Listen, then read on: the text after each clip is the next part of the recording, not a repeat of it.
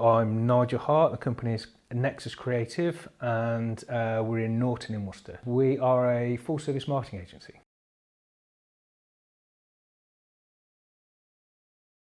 So marketing for Nexus Creative is more about achieving a goal for the customers. So a typical customer will come in and have a problem, they'll need to communicate with an audience, and we'll do whatever marketing is required to achieve that, whether that be developing a website or a campaign, a social media campaign. All of that sort of stuff gets kind of wrapped up with that title, but ultimately it's delivering a result for the customer.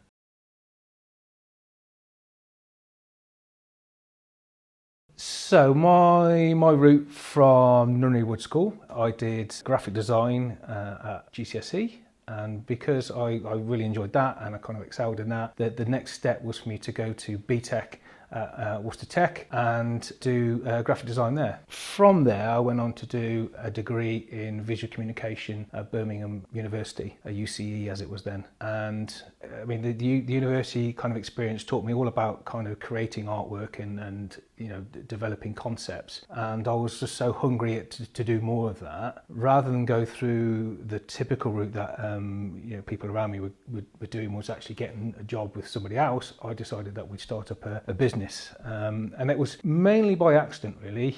I've been travelling up and down to Birmingham every day from Worcester with my best friend, and we were into our skateboarding and our snowboarding, and we had really loads of friends in that kind of marketplace, and we thought we would do a magazine for them. We thought we'd do something really creative and didn't really want to go down the route of getting horrible adverts in it, so we thought we'd fund it ourselves by doing some freelance work really. And one freelance job led to another, and we just found ourselves running a business by accident really. So yeah, it was never an intention to start a business. It was just more about being creative and having an outlet for the ideas that we had between us. And it was great because we were kind of collaborating. He would do some design and I would do some design, and then we'd swap over and we would work on each other's artwork, and great. It was a wonderful way to work because the projects just evolved, and yeah, it's really exciting times really.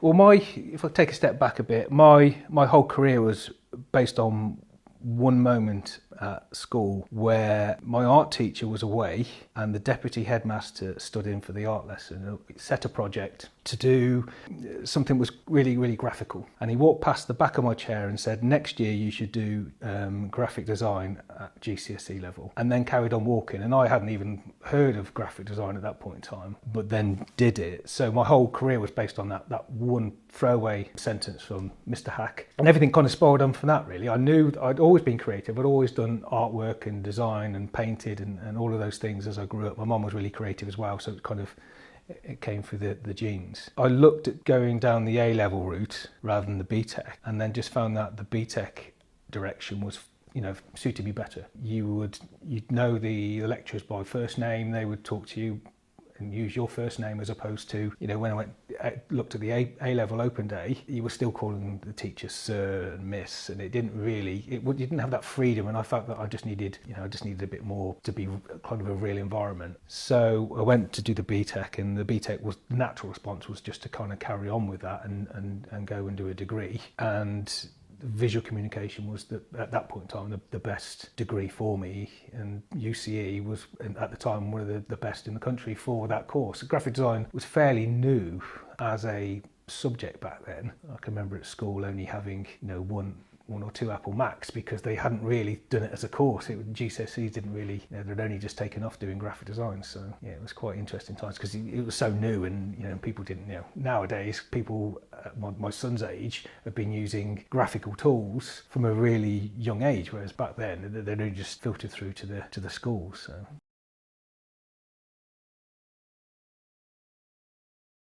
I always felt that I kind of missed out on something. That whole kind of university experience, even though I did experience it, I was always having to either sleep on a friend's floor or get on a late train and come back home again.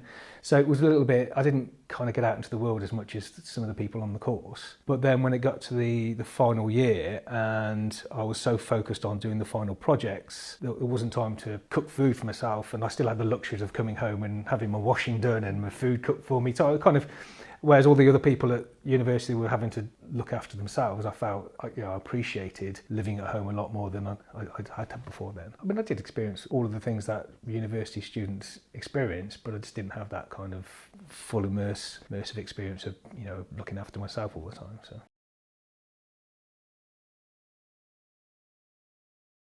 I've always believed in zigging when everybody zags. So I've always wanted to do almost the opposite of what's expected of me. So you're right, there was a path to follow through, typical route through. You go out and you get your experience, and then you move on, you find another job and you get more experience. It was just a case of jumping in with both feet and seeing what happened. At that point in time, I was paying off some of my debt when I was working at restaurants and doing all the sort of stuff that students do to try and earn a little bit of cash. And my business partner then, he was signing on, and one day one of the guys in the Dole office turned around and said, well, what are your plans? And he mentioned, well, we were doing this work together, and they said, well, why don't you go and try and start up a business? There's something called Livewire, which was run then by Business Link, and if you go through the process and set up a bank account and go on a 3-day course, they will give you, I think, £500 in 2 chunks, so 250 when you set up the business, and then if you were still going in 6 months' time, they'd give you another £250. And we thought, well, we might as well go and do that, and I joined him on that course,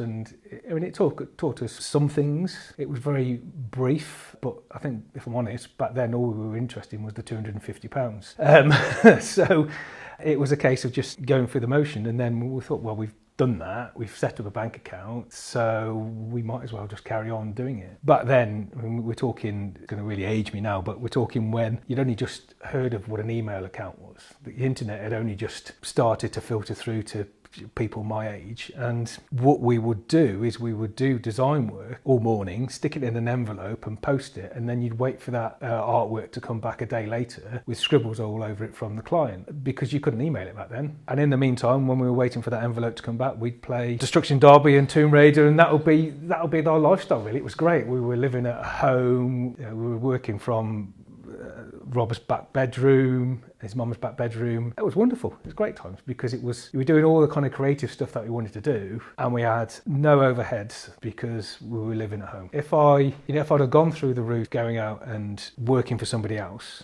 done 10 years, 15 years or whatever working somewhere else, and then decided to turn around and start a business, I would have a house, a mortgage, a car, petrol. I'd have all of those pressures, and I'm not sure that I'd be as keen to kind of risk it. Back then there was so little risk involved, because it didn't really matter if we failed, because there wasn't any pressure for us to kind of find money. I don't think we paid ourselves for probably 8 months, 10 months, because we weren't interested in the money. It was just about going through the process of being creative and kind of building the business up, really.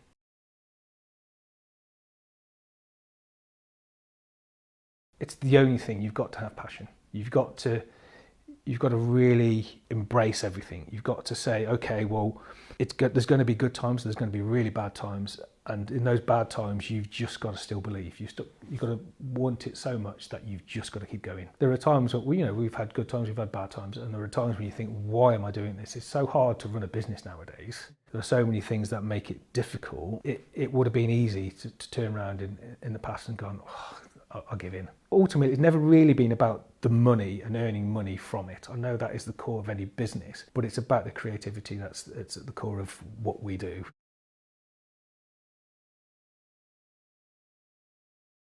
I was lucky enough to have it. I was lucky enough to enjoy design and marketing so much that it was just part of me. As a young person, you've got to experience lots of things. Now, the one thing that I suppose going through the university route does for people is it puts them in an environment which is separate from what they've experienced at home, and should open them up into lots of different experiences. And the more experiences people have, I think, the more likely they are to find something that they enjoy doing, and give them an avenue to follow up, really. The recent years of COVID have caused a problem, because it reduced down the interaction that young people have beyond their kind of closed doors. They're not having the opportunity to go out and experience all of those things.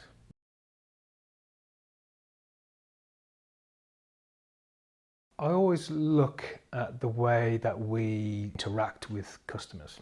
When you run a business, you've got to be very professional in everything, even if the experience you're going through with that customer is a negative one, you've still got to be professional, and you've got to deal with it in a way that sets you aside. You can't react, you can't be hot-headed, you just got to manage the situation. So I look back at the time, when I worked in restaurants and bars and the customer service experience there, and I think that has kind of rolled forward. And I think I just took that knowledge and experience of how to deal with difficult customers, how to deal with people, and how you should be in that environment, and just added it to a marketing environment. And I think that has set us in good stead, really, for communicating with people and doing the right thing at the right time. It's not always that easy. Occasionally you have customers that react badly or aren't as professional as you're trying to be, and you just have to take the high ground and rise above it and deal with it the way that that you should deal with it, as opposed to what was the kind of automatic response. Maybe people have not paid us in the past. It's very easy to get hot-headed about that and gone, well, hold on a minute, I've done the job. But you've got to deal with it in a very professional way, otherwise you won't move forward.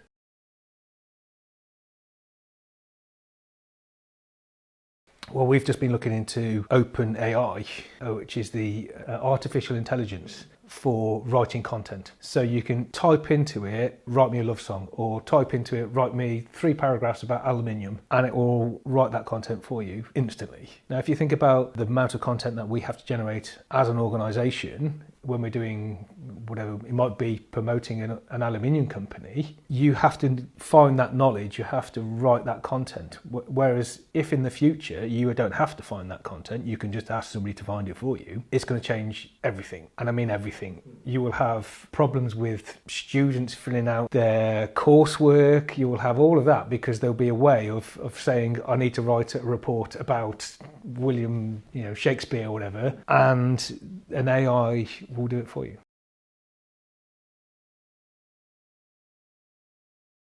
I would say in some ways it's more accessible, the industry, than it's ever been, because you look at your phone nowadays, more often than not, it's got a relatively decent camera, and that will give you content. You've got access to all of the social media apps, so that will give you the ability to do social media for people, because you've got a way in, you've got an instant device to be able to do it. Yes, the setting up a Mac and having all of the Adobe suite and all of that software that you need in there is very expensive. I think there's student discounts you can have for that software, but again, it's still a cost. How to get into it? It's a long time since I've kind of had that kind of conversation, really. I suppose it comes down to how passionate you are about it. If you are passionate about entering this industry, you will find a way of funding it. And I think that is one of the first hurdles you will have, and that will be the first of many hurdles that you'll come up against, and you'll find a way.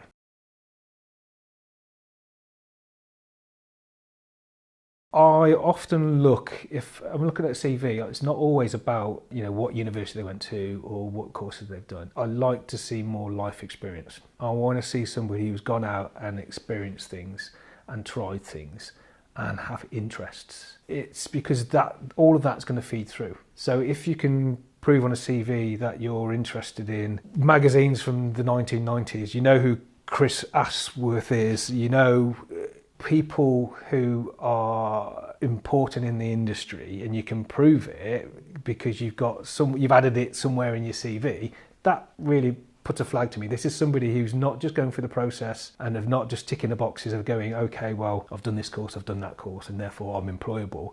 It says I spend time when I'm not doing my degree or I'm not doing my A-level, experiencing things beyond the circle of that it's been forced to me. We mentioned about needing to feed young people the content all the time, rather than actively going out and finding content. I want people who are interested in things beyond what they want to put on their CV. That I want them to go out and experience things. I want them to bring things to the team and go, oh, have you seen that there's an exhibition about Korean culture in London? That's brilliant. Or have you seen there's Grace and Perrin's got a show on in Birmingham? I want people to bring that content in, because it's only going to add to everybody in the room. It's going to bring knowledge in, it's going to bring experience in, it's going to bring texture to what we do. Because it's all right sitting in front of your computer and trying to find content, but you feed from lots of other places as an individual. And the more you can pull that information in and share it, the more valuable you are as a customer, as an employer.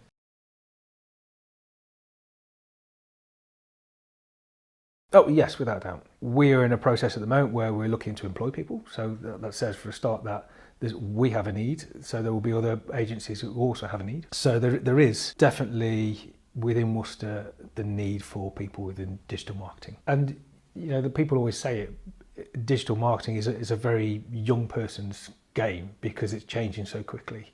And I think that is a real bonus for people coming out of university or coming out of their A-levels or whatever, because they have the time at university to look at all the other things that are going on in the digital world. Quite often, as a marketing agency, you struggle to keep up with what's going on in the digital world because you're forced to do work on Twitter and Facebook and TikTok and nothing beyond that, because you rely on customers being open to different kinds of digital marketing. So if you come as an individual who says one day, well, I've got a blog and I've been blogging for a few years and it's got great content and it's got this amount of people who respond to it, and it's interested in Land Rovers, it's a real benefit for me because it shows an interest in something and then a need to communicate with an audience and a willingness to communicate with an audience. So I think that is really important.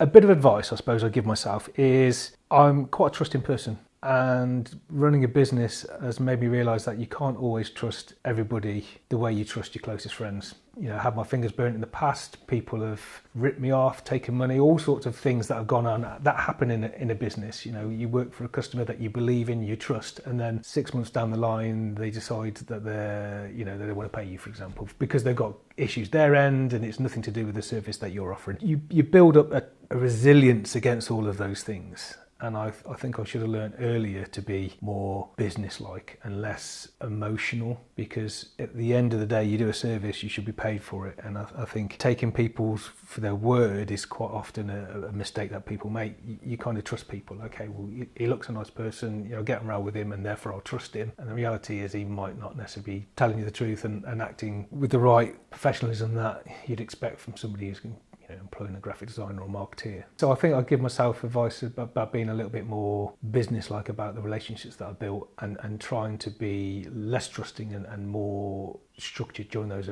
early years.